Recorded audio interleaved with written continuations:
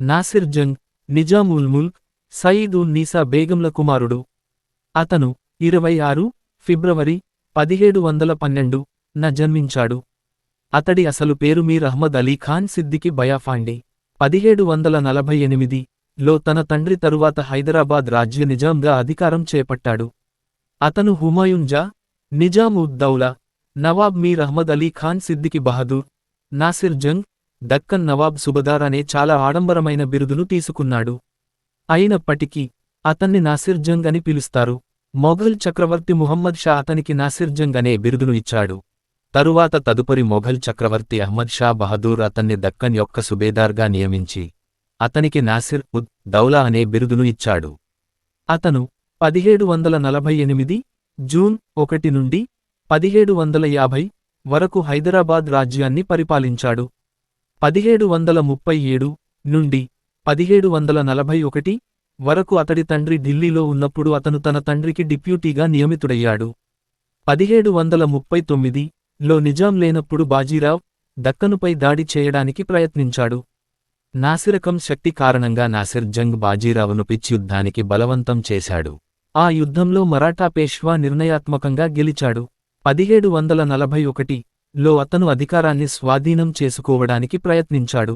కాని ఔరంగాబాద్లో ఈద్గా మైదానంలో 1741 జూలై 23 న తన తండ్రి చేతిలో ఓడిపోయాడు.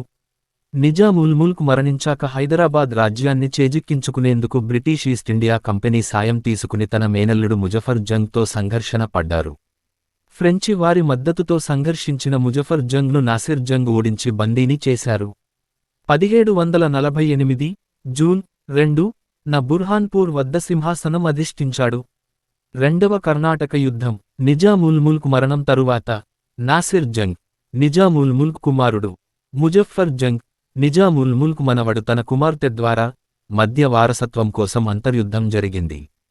కర్ణాటక నవాబు కావాలని కోరుకునే చందా సాహిబ్, అసలు పేరు హుస్సేన్ దోస్త్ ఖాన్, ముజఫర్ జంగ్ తరపున చేరాడు. ఆర్కాట్లో నవాబ్ అన్వర్ ఉద్ దిన్ ముహమ్మద్ ఖాన్కు వ్యతిరేకంగా కుట్ర ప్రారంభించాడు. యూరోపియన్లు దక్కన్, కర్ణాటక వ్యవహారాలలో నేరుగా జోక్యం చేసుకున్నారు. ఇది రెండవ కర్ణాటక యుద్ధానికి దారితీసింది.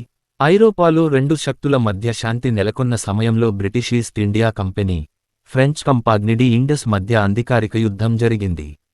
భారతీయ పొత్తుల ద్వారా ఫ్రెంచ్ శక్తిని పెంచడానికి ఈ ప్రాంతం యొక్క గందరగోళ రాజకీయాలను డూప్లే, ఫ్రెంచ్ గవర్నర్, నైపుణ్యంగా వాడుకోవడం దీనికి మూలం.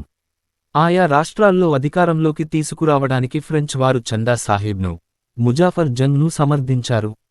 కాని వెంటనే బ్రిటిష్ వారు జోక్యం చేసుకున్నారు.